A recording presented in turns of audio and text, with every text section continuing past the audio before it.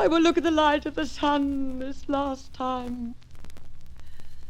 I wish from that blue sky the white wolf of lightning would leap and burst my skull and my brain, and like a burning babe cling to these breasts.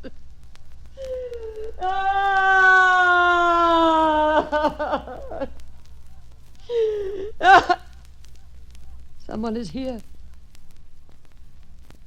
I did not know I had visitors. Women of Corinth, if anything has been spoken too loudly here, consider that I believed I was alone, and I have some provocation. You have come, let me suppose, with love and sympathy to peer at my sorrow. I understand well enough that nothing is ever private in a Greek city. Whoever withholds anything is thought sullen or proud. Undemocratic, I think you call it. This is not always just. But we know that justice, at least on earth, is a name, not a fact. And as for me, I wish to avoid any appearance of being proud. Of what? Of affliction. I will show you my naked heart. You know that my Lord Jason has left me and made a second marriage with a bright-haired child of wealth and power. I, too, was a child of power, but not in this country. And I spent my power for love of Jason. I poured it out before him like water. I made him drink it like wine. I gave him success and fame. I saved him his precious life, not once, many times. You may have heard what I did for him. I betrayed my father for him. I killed my brother to save him. I made my own land to hate me forever. And I fled west with Jason in the Greek ship under the thunder of the sail, weeping and laughing. That huge journey through the Black Sea and the Bosphorus where the rocks clang together, through the Sea of Marmara and through the Hellespont, watched by the spearmen of wealthy Troy, and home to Greek water. His home. My exile. My endless exile. And here I have loved him and borne him sons. And this man has left me and taken Creon's daughter to enjoy her fortune and put aside her soft yellow hair and kiss her young mouth. She is pitiable. She is under great injuries. I do not know what other women. I do not know how much a Greek woman will endure. The people of my race are somewhat rash and intemperate. As for me, I want simply to die. But Jason is not to smile at his bride over my grave. Nor that great man Creon hang wreaths and make a feast day in Corinth, or let the wreaths be bright blinding fire, and the songs a high wailing, and the wine blood. Daughter of sorrow, beware. It is dangerous to dream of wine. It is worse to speak of wailing or blood. For the images that the mind makes find a way out. They work into life. Let them work into life. There are evils that cannot be cured by evil. Patience remains, and the gods watch all. Let them watch my enemies go down in blood. Medea, beware. Some great person is coming. It is Creon himself. He is dark with anger. Oh, my lady, my child, bend in this wind and not be broken. You have admirers, I see. Abate your pride. These people will not be with you where you are going. Medea, woman of the stone forehead and hate-filled eyes, I have made my decision. I have decided that you must leave this land at once and go into banishment, you with your children. I intend to remove a root of disturbance out of the soil of Corinth. I am here to see to it. I will not return home until it is done. You mean banishment? Exile, banishment. Go where you may, Medea, but here you abide no more. I with my children. I will not take them away from you. Because we have suffered evil, we are to suffer more evil. Death was my wish. You'll not be hindered. You can have death while there are ropes to hang by or waves to drown in. Only make haste and leave this land. The children, my lord. What are you muttering? I am praying to my gods for wisdom, and you for mercy. My sons are still very young, tender and helpless. You know, my lord, what exile means. To wander with fear and famine for guide and driver through all the wild winter storms and the rage of the sun, and beg a bread crust and be derided, pelted with stones in the villages, held a little lower than the scavenger dogs, kicked, scorned, and slaved. The children, my lord, are Jason's children, your chosen friend, I believe, and now even closer bound. And as for me, your servant, O master of Corinth, what have I done? Why must I be cast? I will tell you frankly. Because you nourish rancorous ill will toward persons whom I intend to protect, I send you out before you've time to do harm here. You are notorious for occult knowledge, sorcery, poisons, magic. You threaten my daughter, you have to go. Make ready quickly. I have a guest in my house. I should return to him. What guest? Oh, my lady, ask him who is the guest. If powerful and friendly, he might be a refuge to us in bitter exile. I know that your will is granite, but even on the harsh face of a granite mountain, some flowers of mercy may grow in season. Have mercy on my little sons, Creon, though there is none for me. Sire, grant me a few hours yet, one day to prepare in, one little day, before I go out of Corinth forever. No. I told you the day is today and the hour is now. There are no flowers on this mountain. Not one violet, not one anemone. Your face, my lord, is like flint. If I could find the right words, if some god would lend me a touch of eloquence, I'd show you my heart. They call mercy the jewel of kings. I am praying to you as to one of the gods. Destroy us not utterly. To go out with no refuge, nothing prepared, is plain death. I would rather kill myself quickly and here. If I had time but to ask the slaves and strolling beggars where to go, how to live. And I must gather some means, 1 or 2 jewels and small gold things I have, to trade them for bread and goat's milk. Oh, wretched, wretched, wretched I am. I and my boys. I beseech you, Creon, by the soft yellow hair, the cool, smooth forehead, and the white knees of that young girl who is now Jason's bride. Lend me this inch of time. One day, half a day, for this one is now half gone, and I will go my sad course and vanish in the morning, quietly as dew that drops on the stones at dawn and is dry at sunrise. You will never again be troubled by any word or act of mine, and this I pray you for your dear child's sake. Oh, Creon, what is half a day in all the rich years of Corinth? Take it then. Make your preparations. But if tomorrow sun shines on you here, Medea, you die.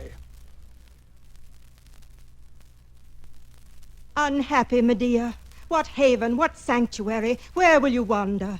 Which of the gods, Medea, drives you through waves of woe, the mooring broken, the hawsers and the anchorhead, hopeless from harbor? This man, this barking dog, this galled fool.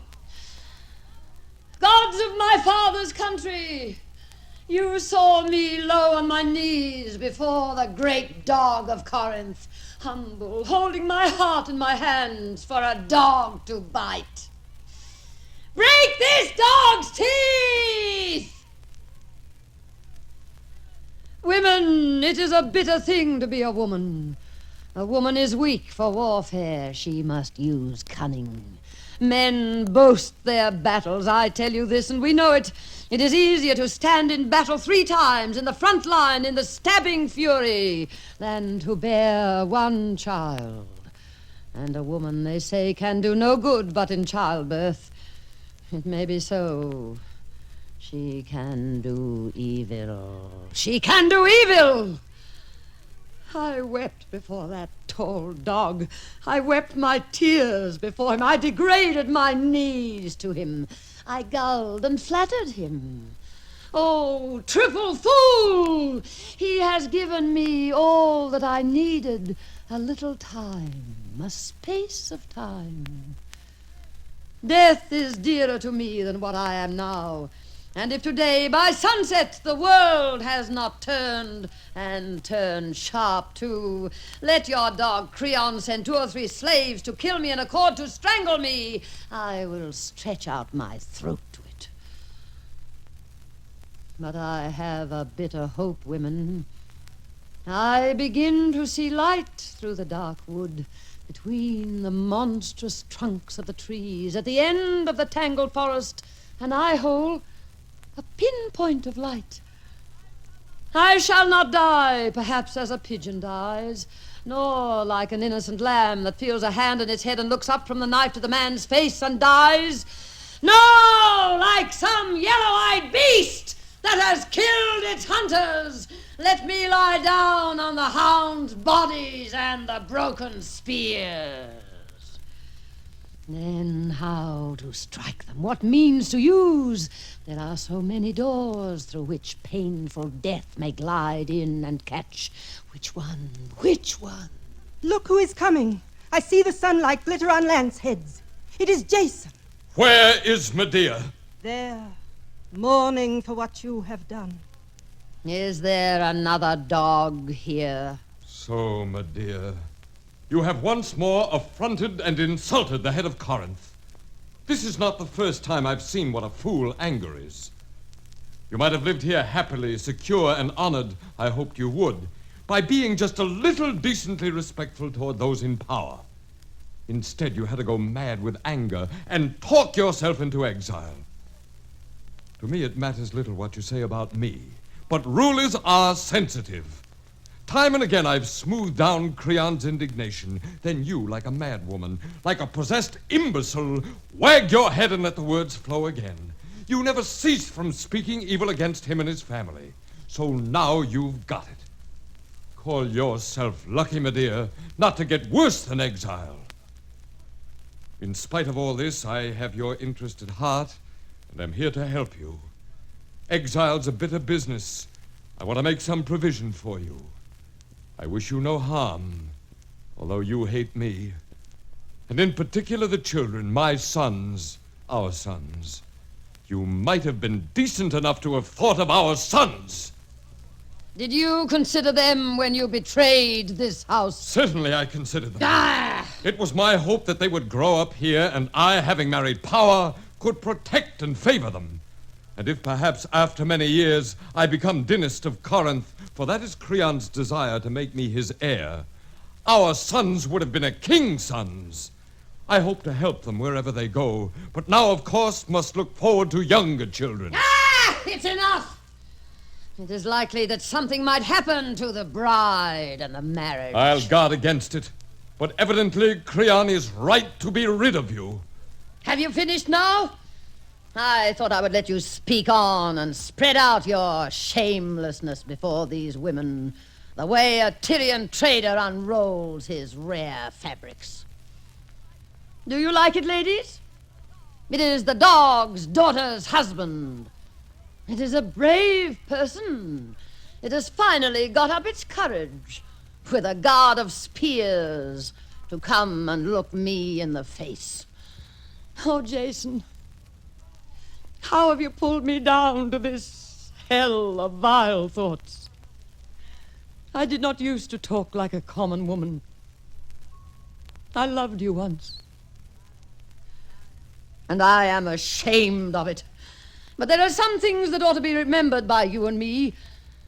That blue day when we drove through the Hellespont into Greek Sea, and the great-shouldered heroes were singing at the oars, and those birds flying through the blown foam. That day was too fine, I suppose, for Creon's daughter's man to remember. But you might remember whether I cheated my father for you and tamed the fire-breathing, brazen-hoofed bulls, and whether I saved your life in the field of the teeth. And you might remember whether I poisoned the great serpent and got you the golden fleece, and fled with you, and killed my brother when he pursued us, making myself abominable in my own home. And then in yours I got your enemy, Peleus, hacked to death by his own daughter's hands. Whatever these fine Corinthian friends of yours may say against my rapid and tricky wisdom, you it has served. You it has served well. Here are 5 times, if I've counted right, and all's not counted, where your adventure would have been dusty death if I'd not saved you. But now you think your adventures are over. You are safe and high-placed in Corinth, and will need me no more. It is a bit of a dog, isn't it, women? It is well qualified to sleep with a dog's daughter. But for me, Jason, me, driven by the hairy snouts from the quadruped marriage bed, what refuge does your prudent kindness advise? Shall I fly home to Colchis to put my neck in the coil of a knotted rope for the crimes I served you with? Or shall I go and kneel to the daughters of Peleus? They would indeed be happy to lay their hands on my head, holding the very knives and the cleavers that carved their sire. The world is a little closed to me, huh? By the things I have done for you. I see, Medea. You have been a very careful merchant of benefits. You forget none, you keep a strict reckoning. But some little things that I, on my side, have done for you ought to be in the books, too. As, for example, that I carried you out of the dirt and superstition of Asiatic Colchis into the rational sunlight of Greece and the marble music of the Greek temples. Is that no benefit? And I have brought you to meet the first minds of our time and to speak as an equal with the great heroes and the rulers of cities. Is that no benefit? And now this grievous thing that you hate me for, that I have married Creon's young daughter, little Creusa. Do you think I did it like a boy or a woman out of blind passion? I did it to achieve power here, and I'd have used that power to protect you and our sons. But your jealous madness has muddled everything. And finally, as to those acts of service you so loudly boast, whom do I thank for them? I thank divine Venus, the goddess who makes girls fall in love. You did them because you had to do them. Venus compelled you. I enjoyed her favor. A man dares things, you know. He makes his adventure in the cold eye of death. And if the gods care for him, they appoint an instrument to save him. If not, he dies. You were that instrument. Here it is, the lowest, the obscene dregs, the slime and the loathing. You had better go, Jason. Vulgarity is a contagious disease, and in a moment what could I do but spit at you like a peasant or curse you like a drunken slave? You had better take yourself back to little Creusa. I came to help you and save you if possible. Your help is not wanted. Go, go! If I could see my boys... Go, quickly! A little love is a joy in the house. A little fire is a jewel against frost and darkness. A great love is a fire that burns the beams of the roof. The doorposts are flaming and the house falls. A great love is a lion in the cattle pen. The herd goes mad, the heifers run bawling, and the claws are in their flanks. Too much love is an armed robber in the treasury. He has killed the gods, and he walks in blood. Annihilation. The word is pure music. Annihilation. To annihilate the past is not possible, but its fruit in the present can be nipped off. Am I to look in my son's eyes and see Jason's forever? Women hate war, but men will wage it again. Women may hate their husbands, and sons their fathers, but women will never hate their own children. If I should go into the house with a sharp knife to the man his bride. No, I have subtler means and more deadly cruel. I have my dark art, that fools call witchcraft. Not for nothing I have worshipped the wild grey goddess that walks in the dark, the wise one, the terrible one, the sweet huntress, flower of night, Hecate, in my house, at my hearth. My lady, he was leaving Creon's door. He is coming. Aegis is coming, the power of Athens. Medea, rejoice! There is no fairer greeting from friend to friend. Hail and rejoice, Medea! Rejoice? It may be so. It may be I shall rejoice before the sun sets. Medea, what has happened to you? Nothing. Your eyes are cavernous and your mouth twitches. Nothing, I am quite well. Fools trouble me. Where are you traveling from, Aegis? From Delphi, where I went to consult the ancient oracle of Apollo. Oh, Delphi. Did you get a good answer? An obscure one. Some god or other has made me unable to beget a child. That is my trouble. You've never had a child. No, and it is bitterness. But when misfortune comes, it is bitter to have children and watch their star-like faces grow dim to endure it. When death comes, Medea, it is for a childless man utter despair, darkness, extinction. One's children are the life after death. Do you feel it so? Do you feel it so? Then, if you had a dog-eyed enemy and needed absolute vengeance, you'd kill the man's children first, unchild him, huh? And then unlife him. I do not care to think of such horrors. What is the matter, Medea? You are trembling. Wild fever flames in your eyes. I would not hurt my children. Their father hurts them. What do you mean, Medea? Jason? What has Jason done? He has betrayed and denied both me and them. Jason has done that? Why? Why? He has cast me off and married Creon's young daughter.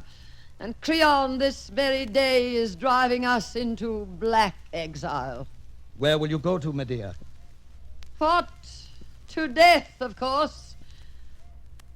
Will you shelter me in Athens? Why, yes. Yes. I will not take you from Corinth. It would not be right. I want no trouble with Creon. I am his guest. If you, by your own means, come to Athens, I will take care of you. You have sworn. The gods have heard you. When will you come to Athens? To Athens?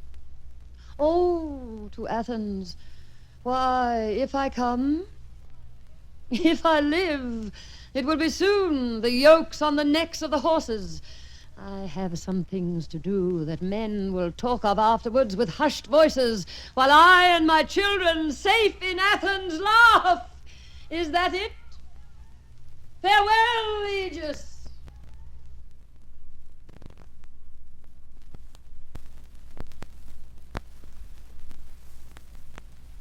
These are the gifts I'm sending to the young bride.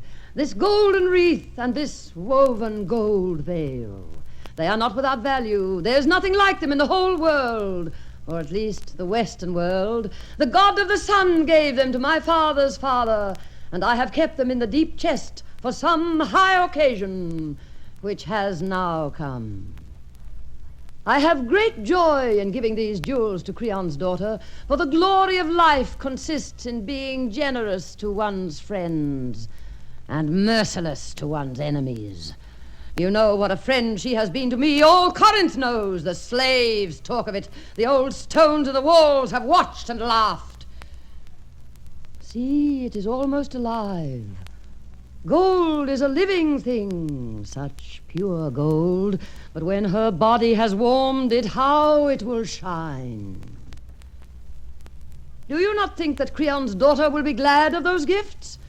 She'll take them and put them on. She'll wear them. She'll strut in them. She'll peacock in them. I see him coming now. The whole palace will admire her. Stand away from me, women, while I make my sick peace. Well, I have come. I tell you plainly, not for your sake, the children's. Where are the boys? I have made inquiry. I can find fosterage for them in Epidaurus. I'll visit them from time to time and watch that they're well kept. You mean take them from me? Be careful, Jason. I am not patient yet. I am the one who labored in pain to bear them. I cannot smile while I lose them. But I am learning. No, Jason, I will not give up my little ones to the cold care of strangers. It would be better for them to be drowned in the sea than to live with those who do not love them. Hard faces, harsh hands. It would be far better for them to share my wandering ocean of beggary and bleak exile. They'll still be loved, and when the sky rages, I'll hold them warm against my heart. I love them, Jason. Only, if you would keep them and care for them here in Corinth, I might consent. Don't give them to him, Medea. If you do, it will ache forever. Be silent! Look at him. He loves them, huh? Therefore his dear children are not going to that city, but a darker city where no games are played, no music is heard. Do you think I am a cow lowing after the calf, or a bitch with pups licking the hand that struck her? Watch and see. Watch this man, women. He is going to weep. I think he is going to weep blood, and quite soon, and much more than I have wept. Watch and keep silence. Bring me those gold things. Dear ones, brave little falcons, little pawns of my agony, go ask that proud, breastless girl of her bitter charity whether she'll let you nest here until your wings fledge, while far your mother flies the dark storm. Oh, here are the things. Take them, darlings, into your little hands. Hold carefully by the cases. Don't touch the gold, or it might tarnish. Why, these are king's treasures. You shouldn't, Medea. It's too much. Creon's house has gold enough of its own. Oh, if she'll wear them. What should I want with woven golden vanities? Black is my wear. The woman ought to be very happy with such jewels, huh?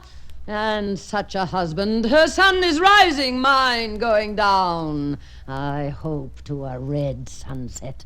The little gold wreath is pretty, isn't it? It looks like fire. Vine leaves. The flashing, arrow-sharp leaves. They have weight, though. Farewell, sweet boys. Brave little trudging pilgrims from the black wave to the white desert. Take the stuff in. Be sure you lay it in her own hands. Come back and tell me what happens. Rejoice, women. The gifts are given. The bait is laid. The gods roll their great eyes over Creon's house and quietly smile. That robe of bright flowing gold, that bride veil, that fishnet to catch a young slender salmon. Not mute she'll sing, her delicate body writhes in the meshes. The golden wreath binds her bright head with light. She'll dance, she'll sing loudly. Would I were there to hear it, that proud one howling. Look, the sun's out again, the clouds are gone, all's gay and clear. I wish the deep earth would open and swallow us before I do what comes next. I wish all life would perish and the holy gods in high heaven die before my little ones come home to my hands. It would be better for you, Medea, if the earth opened her jaws and took you down into darkness. But one thing you will not do, for you cannot. You will not hurt your own children. God and my vengeful goddess are doing these things. You cannot prevent them, but you could easily fall in the same fire. Anyone running between me and my justice will reap what no man wants. Not justice, vengeance. You have suffered evil, you wish to inflict evil.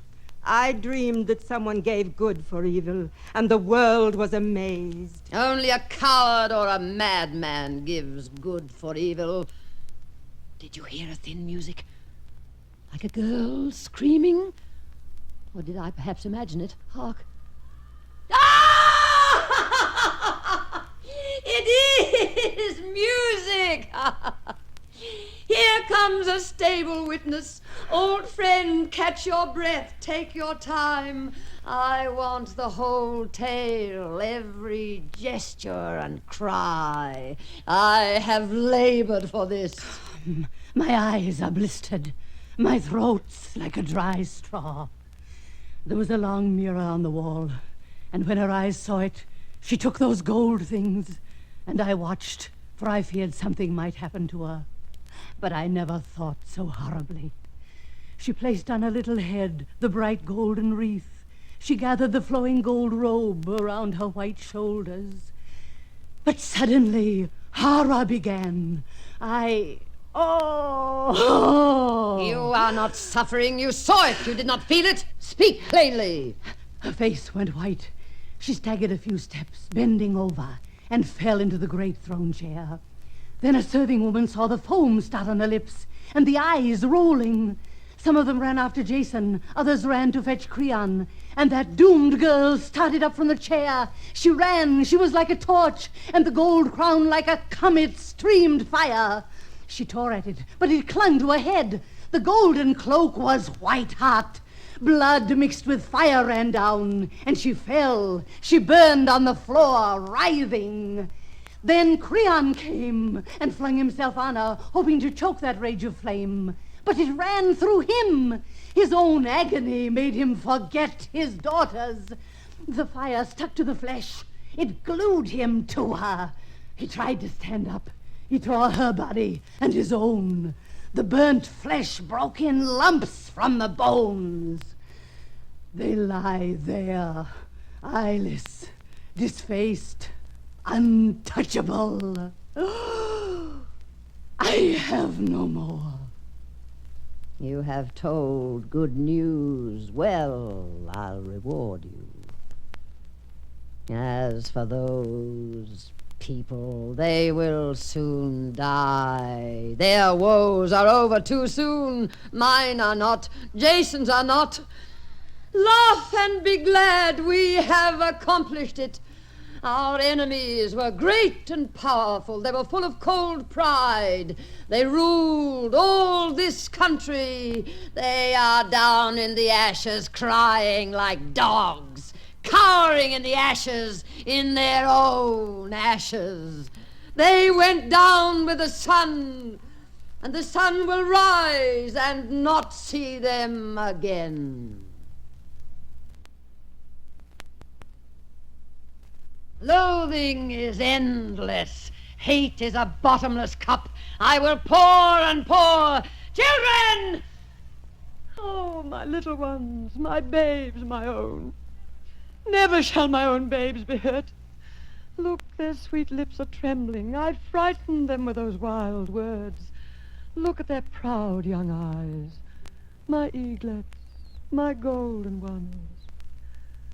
Oh, sweet small faces, like the pale wild roses that bloom where the cliff breaks toward the brilliant sea, the delicate form and color, the dear, dear fragrance of your sweet breath. My lady, make haste. Take them and flee away from here. Would you say that this child has Jason's eyes? They are his cubs. They have his blood. As long as they live, I shall be mixed with him. Children, it is evening. See, evening has come. Come, little ones, into the house. Evening brings all things home. It brings the bird to the bough, and the lamb to the fold, and the child to the mother. We must not think too much. People go mad if they think too much. No, no, no. What has happened? Mother! It is done. It was destined when she was born. Now it is done. Who is coming? Jason! Where is that murderess? Where is Medea? Tell me at least whether she took my boys with her. I'll take my sons away to the far end of the earth. Is she lying in there? Open, open, open! Help me to break the bolt. What feeble night bird overcome by misfortunes beats at my door? Can this be that great adventurer, the famous lord of the seas and delight of women, the heir of rich Corinth? What's that stain on your hand? The wine I was pouring for you spilled on my hand. Dear were the little grapes that were crushed to make it. Dear were the vineyards. I came to kill you, Medea, like a caught beast, like a crawling viper. Give me my sons that I may save them from Creon's men. I'll let you look at your sons. Bring them across the doorway that he may see them. I knew it already. I knew it before I saw it. No wild beast could have done it.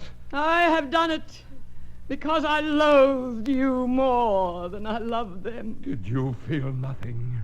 No pity? Are you pure evil?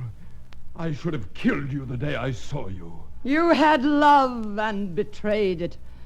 Now, of all men, you are utterly the most miserable. As I of women. Only give me my boys, the little, pitiful, violated bodies, that I may bury them in some kind place. To you, you would betray even the little bodies, coin them for silver, sell them for power. No. Let me touch their dear flesh. Let me touch their hair. No, they are mine. They are going with me. Go down to your ship Argo and weep beside it.